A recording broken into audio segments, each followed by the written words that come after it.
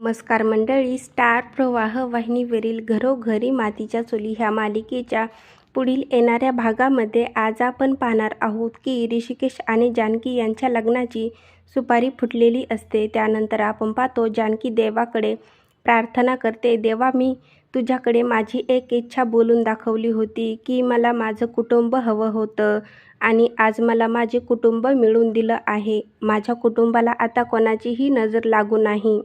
आणि त्याच वेळेस आपण पाहतो त्या ठिकाणी मकरंद मास्क घालून आलेला असतो आणि तो जानकीकडे पाहत स्वतःशी बोलतो, जानकी मला माफ कर, माझी मुळीच इच्छा नाही तुझ्याबरोबर असे वागायची, परंतु मला हे सर्व करावं लागेल।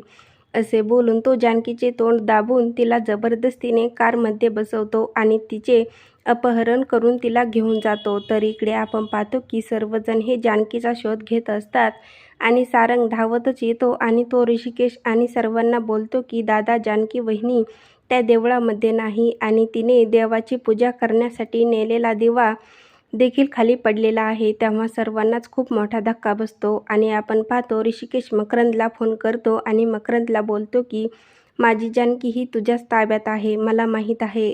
मकरंद देखील बोलतो की हो, जानकी माझ्याच ताब्यात आहे आणि आता लवकरच मी तिच्यासोबत लग्न करणार आहे।